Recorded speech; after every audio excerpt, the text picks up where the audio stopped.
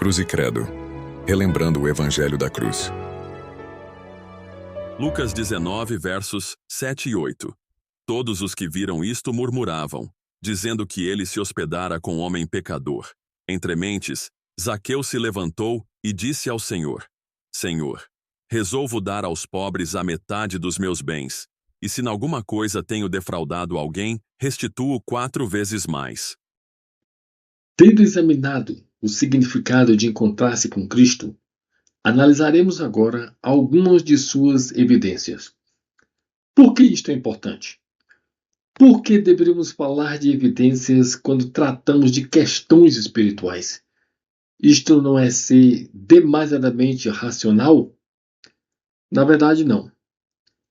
É extremamente necessário que tratemos dessas evidências, por 2 razões. Primeiro, porque há evidências, e evidências objetivas.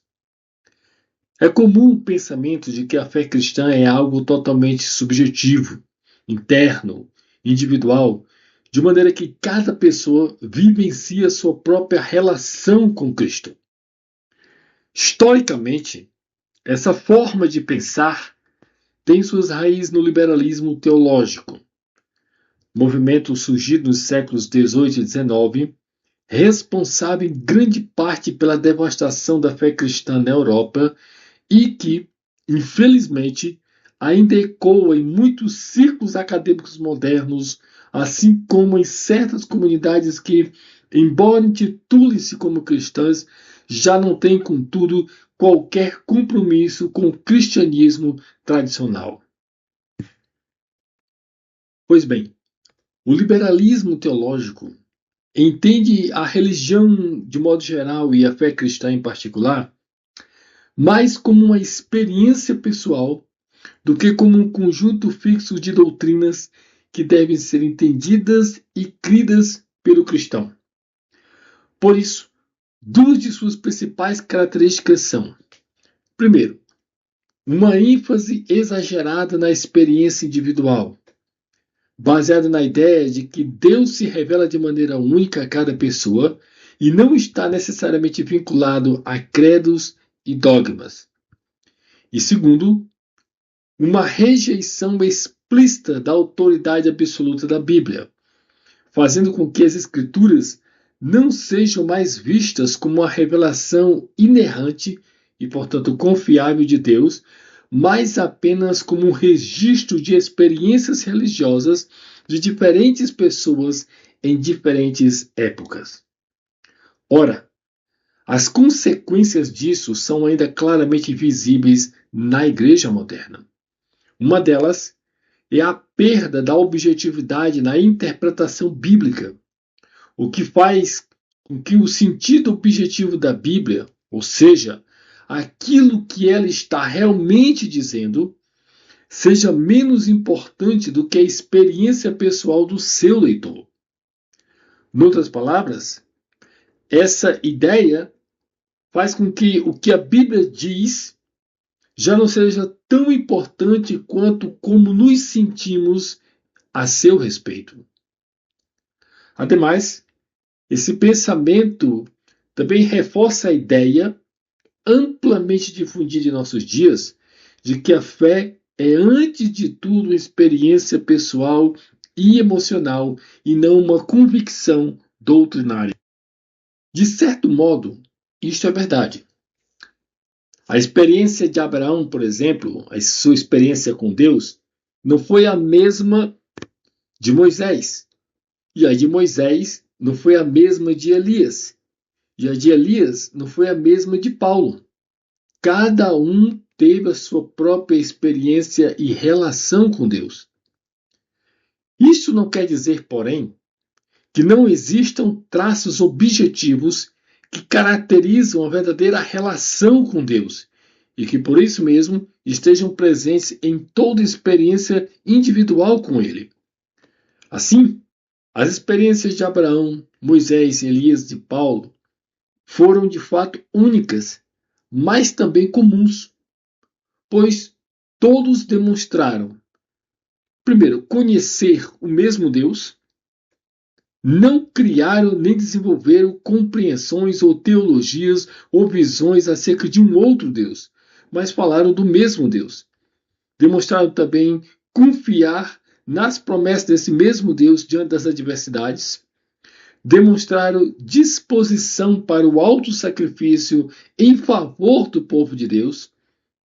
Todos demonstraram também zelo por santidade. E todos demonstraram, sobretudo, relação com a pessoa de Cristo. Se as experiências desses homens fossem apenas únicas e totalmente independentes umas das outras, esses traços, alguns desses traços que mencionei aqui, não poderiam ser enumerados em relação a todos eles. De fato, se as experiências desses homens fossem completamente díspares e sem qualquer conexão, Jesus jamais poderia ter feito o que fez em Lucas 24, quando ele, ao encontrar aqueles 2 discípulos a caminhos de Emaús, nos diz o texto, que ele, começando por Moisés, discorreu por todos os profetas e expôs tudo que a seu respeito constava em todas as Escrituras. Jesus foi capaz de fazer isso porque todos os profetas, todos os textos do Antigo Testamento tinham esse fio condutor que era Cristo. Não houve diversas revelações, cada um com a sua interpretação, cada um com a sua revelação. Não. Houve, de fato, um fio condutor. E esse fio era Cristo. Portanto, o encontro com Cristo possui evidências objetivas pelas quais é possível identificar a sua legitimidade. Já no início do século XX, autores como Rudolf Otto, autor do livro O Sagrado, reforçaram a objetividade da fé cristã ao destacar que a experiência religiosa não é apenas subjetiva, mas também uma resposta humana a um Deus real e transcendente. Uma segunda razão por que é importante conhecer essas evidências de um legítimo encontro com Cristo é que, assim, nos prevenimos quanto ao perigo de uma espiritualidade superficial. Por espiritualidade superficial, entenda aquela que aparenta piedade pela prática de rituais e comportamentos religiosos, mas que carece, mas que é vazia de uma transformação interior genuína. Há muitos exemplos na Bíblia desse tipo de espiritualidade, como, por exemplo, os fariseus e escribas, que gostavam de orar em pé nas sinagogas e nos cantos das praças, mas apenas para serem vistos pelos homens, que amavam o prestígio social ao buscar o primeiro lugar nos banquetes e as primeiras cadeiras nas sinagogas, que amavam as saudações nas praças e os serem chamados mestres pelos homens, que davam o dízimo da hortelã, do endro e do comínio, mas negligenciavam os preceitos mais importantes da lei, e que por isso mesmo que se tornaram semelhantes, na descrição de Jesus, a sepulcros caiados, os quais por fora se mostravam belos, mas interiormente estavam cheios de ossos, de mortos e de toda imundícia. Então, outro exemplo dessa espiritualidade superficial era do jovem rico, o qual, apesar de seguir a lei e de procurar ser visto como justo, vivia uma espiritualidade governada, na verdade, pelo seu apego aos bens materiais, em vez de uma entrega total a Deus. Ou pense também nos israelitas, em Isaías capítulo 1, os quais realizavam sacrifícios e festas religiosas, mas, ao mesmo tempo, demonstravam a conduta moral desconectada de uma verdadeira mudança de coração e de arrependimento. Ou ainda, Ananias e Safira, que deram uma grande quantia de dinheiro à igreja, mas mentiram sobre o seu valor, querendo parecer mais generosos do que realmente eram, preocupados mais com a aparência do que com a sinceridade diante de Deus. Essas evidências, então, do encontro legítimo com Cristo, nos previne quanto a esse perigo. Agora, como é que essas evidências nos previnem dessa espiritualidade superficial? É uma questão que vou responder mais adiante. Por ora, a pergunta a ser feita é esta: quais as evidências de um legítimo encontro com Cristo? A primeira evidência é uma mudança de mentalidade, uma renovação na nossa forma de pensar, uma alteração de perspectiva. Por quê? Bem, sabemos que a santidade cristã tem a ver primeiro com o que somos e depois, e somente depois, com o que fazemos. No contexto da fé cristã, o ser vem sempre antes do fazer. Tanto que, se aquilo que fizermos em nome de Deus não resultar daquilo que devemos ser como servos de Deus, estaremos numa condição reprovável diante de Deus, ainda que o que fizermos seja bom em si mesmo. É o caso, por exemplo, dos falsos profetas. Por que eles são tão condenáveis? Senão pelo fato deles serem lobos vestidos em pele de ovelha. As suas obras podem, de certo modo, ser boas em si mesmas, mas não mudam o fato deles serem lobos. Podem aparentar traços de ovelha, falar como ovelhas, caminhar como ovelhas, ter obras de ovelhas, mas enquanto forem por dentro lobos, serão condenáveis diante de Deus. A santidade cristã, diz Jesus, deve exceder em muito a dos religiosos, que era e é essencialmente externa.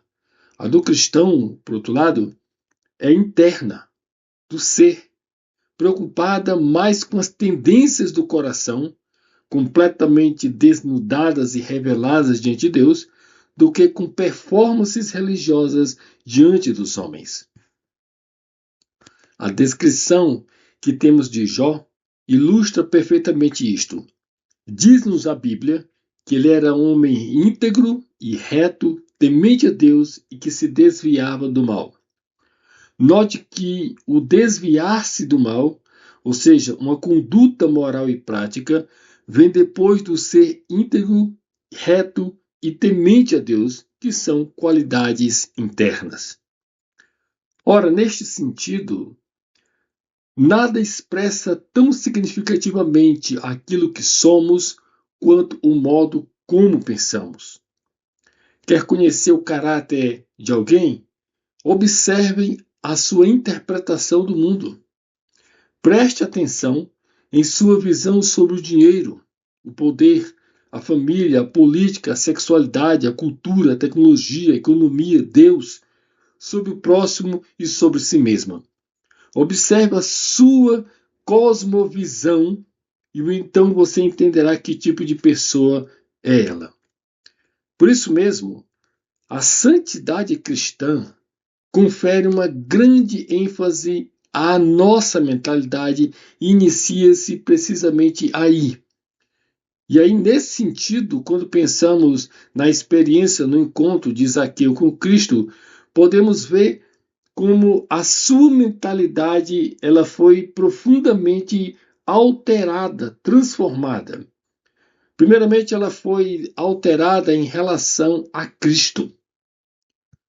Muitas pessoas, mesmo se considerando convertidas, mantêm ainda uma visão rudimentar acerca de Jesus. Tem uma visão muito fraca, muito mundana e, de certa forma, muito religiosa de Jesus. Mas a genuína conversão, ela muda, primeiramente, a sua mentalidade acerca de quem é Jesus. É o caso de Paulo. Paulo, antes de sua conversão, olha para Jesus e o que ele vê é, primeiro, uma seita, pois nos diz Atos 22:4, e ele próprio Paulo dando seu testemunho, de que ele perseguiu este caminho, se referindo ao movimento cristão, perseguiu este caminho até a morte, prendendo e metendo em cárceres homens e mulheres. A sua visão de Jesus aqui é uma visão de uma religião. Quem era Jesus para Paulo? A princípio não passava de uma seita, de um grupo de pessoas reunidas. Ou então, ele também tinha uma visão de Jesus apenas como um líder religioso, e conforme a sua perspectiva, um líder religioso herege.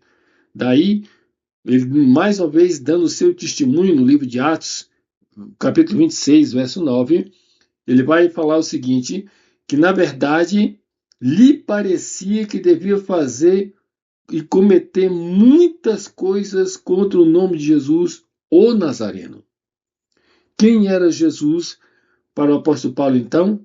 Não passava de um líder religioso, de um líder em torno de quem ajuntara diversas pessoas contra a visão da lei de Moisés e do povo de Israel.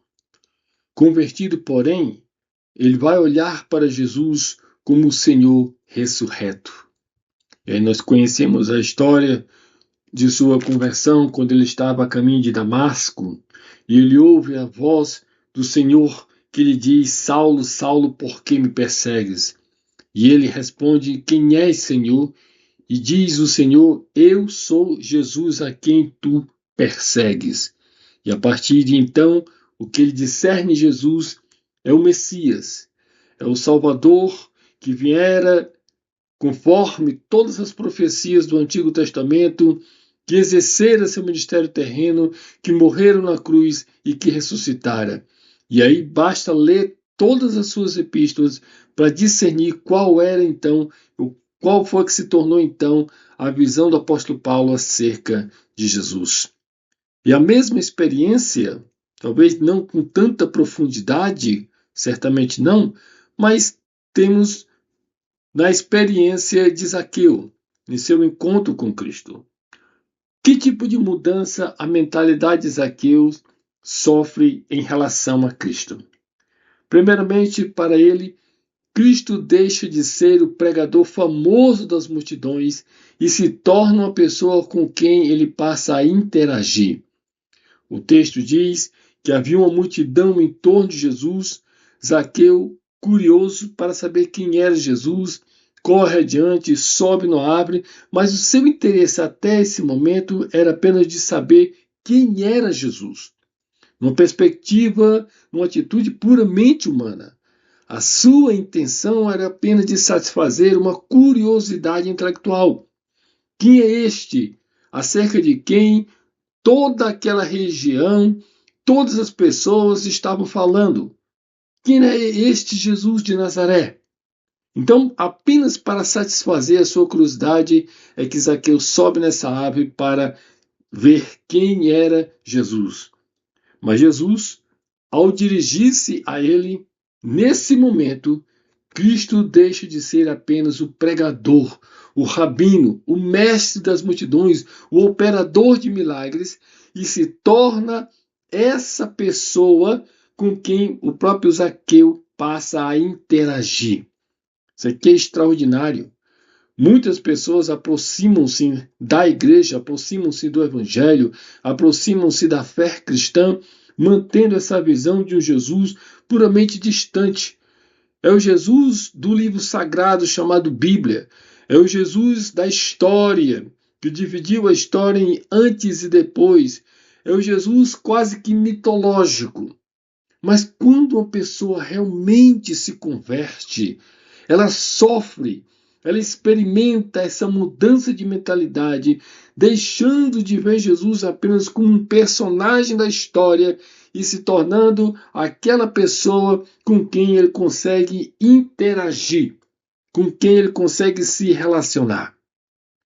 E mais, Zaqueu também tem a sua mentalidade alterada em relação a Cristo, pelo fato de que Cristo agora se torna aquele com quem ele toma decisões que alteram radicalmente o curso de sua existência e de sua vida. Nos diz o texto que quando as pessoas murmuravam, dizendo que Jesus se hospedara na casa de um pecador, nos diz o texto que Zaqueu se levanta e diz ao Senhor: Senhor, resolvo dar aos pobres a metade dos meus bens, e se em alguma coisa tenho defraudado alguém, restituo 4 vezes mais. Observe bem. Zaqueu levanta-se diante de todas aquelas pessoas que estavam ali presentes, que estavam murmurando, dirige-se ao Senhor e com o Senhor e para o Senhor ele toma essa decisão radical. Resolvo dar aos pobres metade dos meus bens. E se em alguma coisa eu levei vantagem em relação ao meu próximo, a qualquer que seja a pessoa, vou restituir 4 vezes mais. Isso aqui é uma decisão extraordinária. Mas é com esse Jesus, para esse Jesus, que Zaqueu agora toma essa decisão. Toma essa decisão que com certeza, de agora em diante, alteraria completamente a sua vida. Jesus não é apenas aquele da multidão que passa e que ele procura satisfazer uma curiosidade intelectual. Não. Jesus é esse agora pessoal que está em sua casa e com quem ele toma esse compromisso e essa decisão. É extraordinário como a história mostra diversas pessoas que ao encontrarem Jesus tomaram decisões aos olhos do mundo completamente tolas. Nós sabemos de homens que eram médicos de uma carreira bem-sucedida, mas que ao se converterem, que ao encontrarem em Cristo, abandonam essa carreira que lhe daria muito um retorno financeiro, um retorno de prestígio social inigualável, mas abandonam essa carreira para apenas se tornar um pastor de ovelhas, para seguir a Jesus. Muitos outros foram advogados, outros foram empresários, diversas pessoas que tiveram, ao encontrarem a Jesus, a coragem de tomar essa decisão ou tomarem decisões que mudariam toda a sua história. E mais, Cristo, para Zaqueu, se torna o Senhor de sua vida. Nos diz o texto que Zaqueu se levanta e diz ao Senhor: Senhor, resolvo dar aos pobres a metade dos meus bens. Ele chama Jesus de Senhor. Jesus não é apenas mais aquele estranho que passava, cercado por uma multidão. Não. Ele agora é o Senhor de sua vida. Foi essa extraordinária mudança na mentalidade de Zaqueu. A segunda evidência é o arrependimento. Nas palavras de Zaqueu, ele diz que se em alguma coisa tinha defraudado alguém, ele restituiria 4 vezes mais. Não somente ele daria metade de seus bens, mas ele faria essa restituição. Ele sabia, estava ali premido pela sua própria consciência de que, de fato, nem sempre tinha sido honesto no exercício de sua profissão. Mas agora, diante da presença de Cristo, ele decide restituir. Ele muda sua conduta. Ele estava seguindo numa direção, mas agora ele muda. Ele dá meia volta e vai restituir o que tinha causado de mal, especialmente ao próximo. Isso aqui, de maneira bem prática, é o que ilustra e o que representa e o que caracteriza o verdadeiro arrependimento. O arrependimento é também, claro, inicialmente uma mudança de mente, o modo como você vê as coisas, a sua conduta moral que estava de errado, mas é também uma atitude totalmente prática.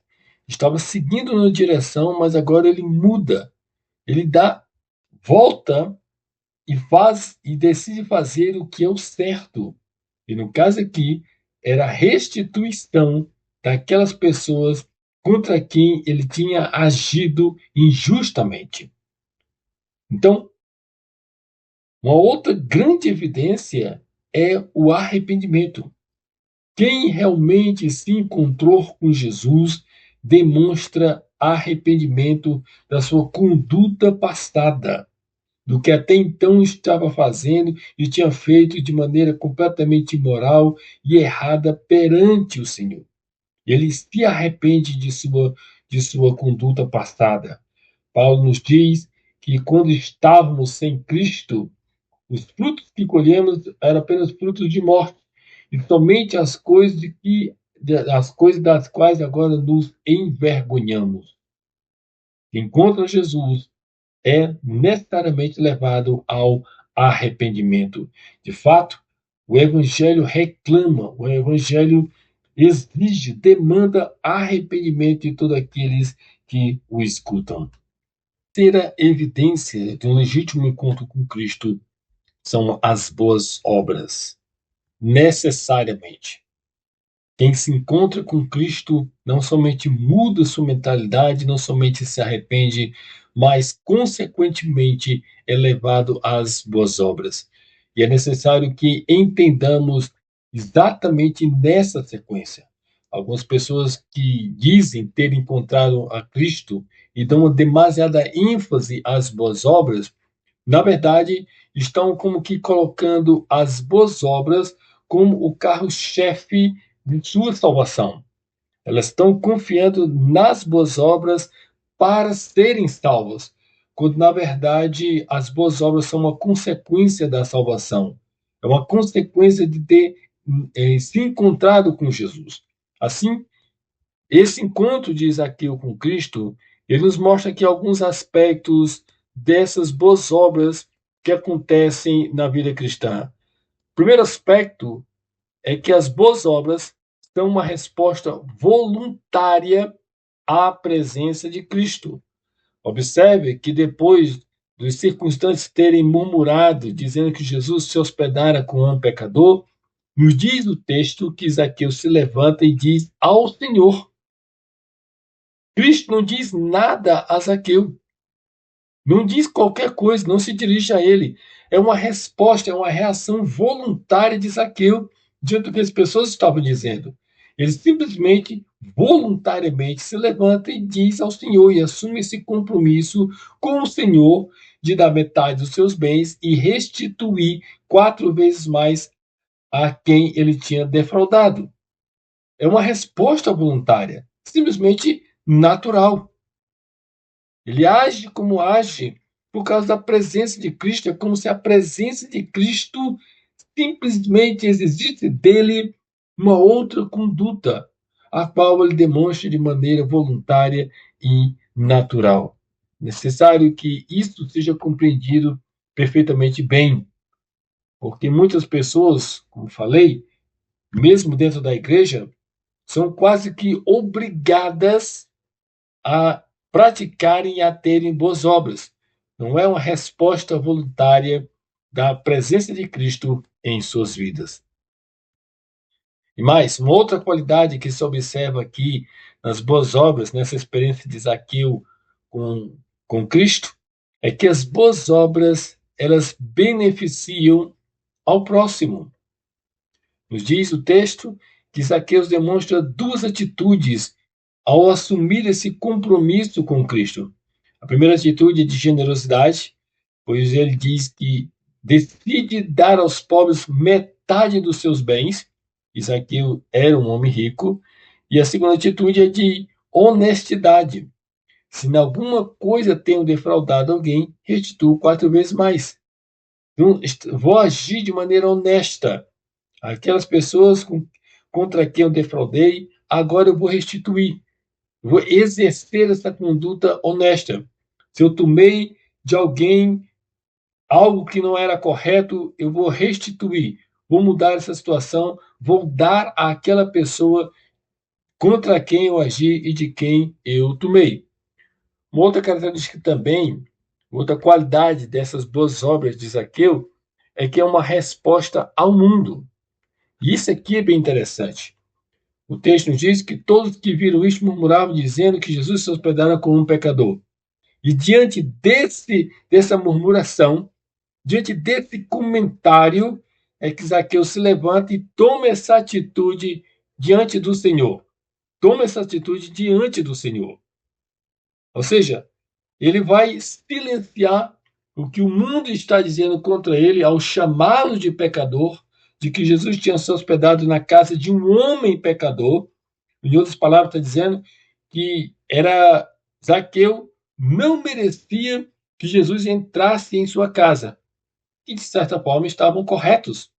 Ninguém merecia e ninguém merece que Jesus entre em sua casa, em sua vida.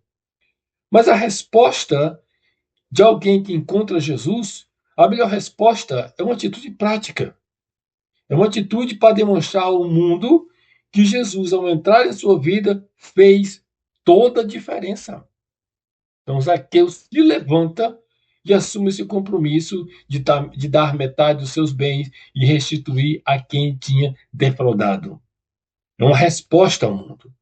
E, de fato, o próprio Jesus diz que a igreja deve manifestar a sua luz, deve ser uma candeia que brilha em lugar escuro, mundo de trevas, e o mundo deve ver as boas obras da igreja para que assim Deus seja glorificado nos céus. É uma resposta que a igreja deve dar ao mundo. Infelizmente, a igreja evangélica tem causado muito mais a confirmação do seu próprio pecado do que da graça de Cristo em sua vida.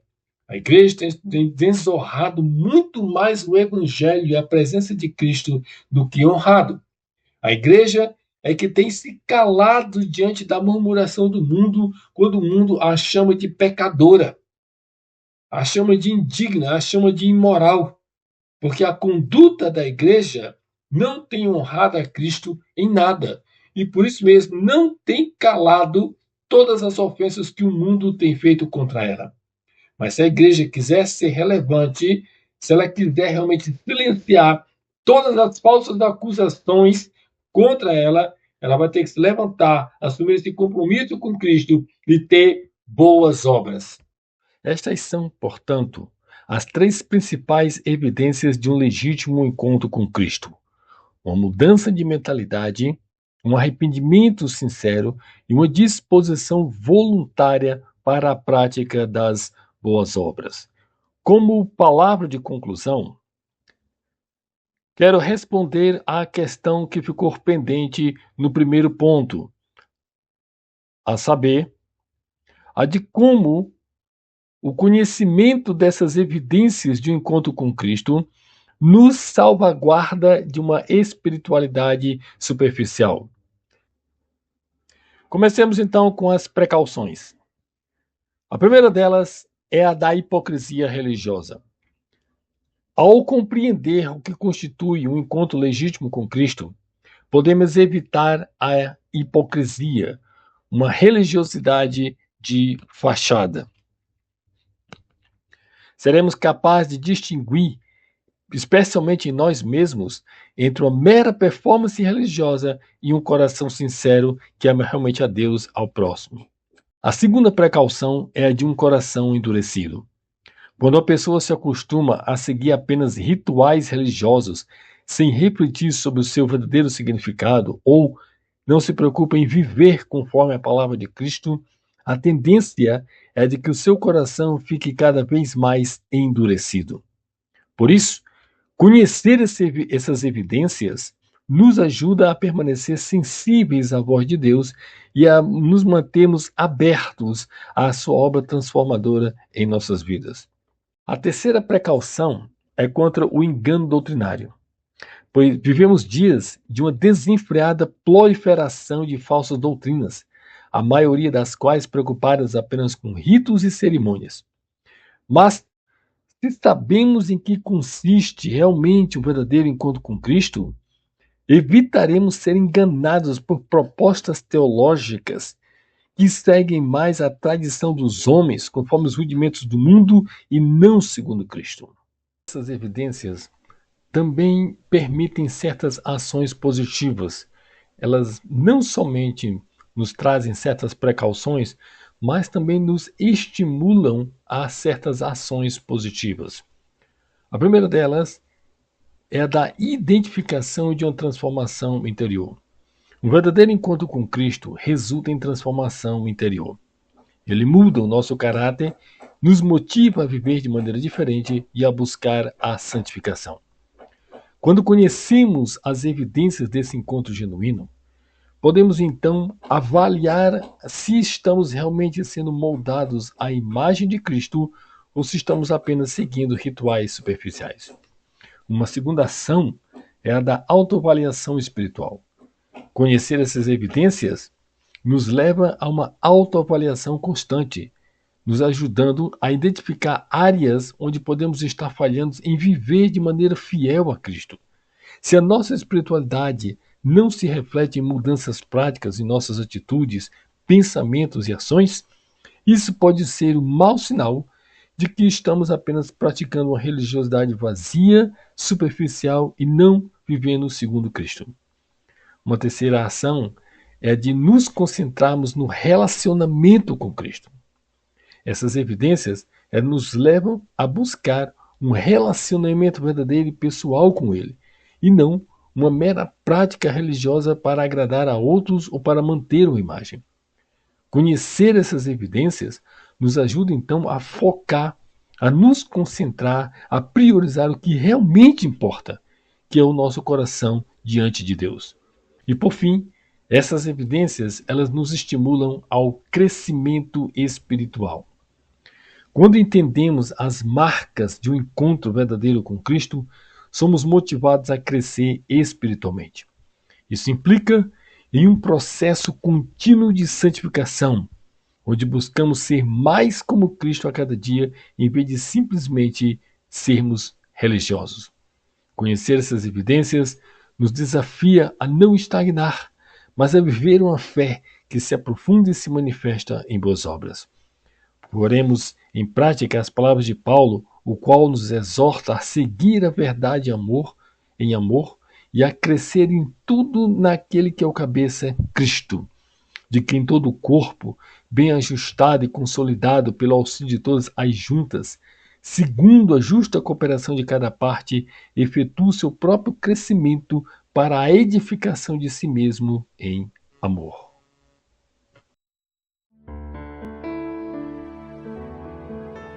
Cruz e Credo. Relembrando o Evangelho da Cruz.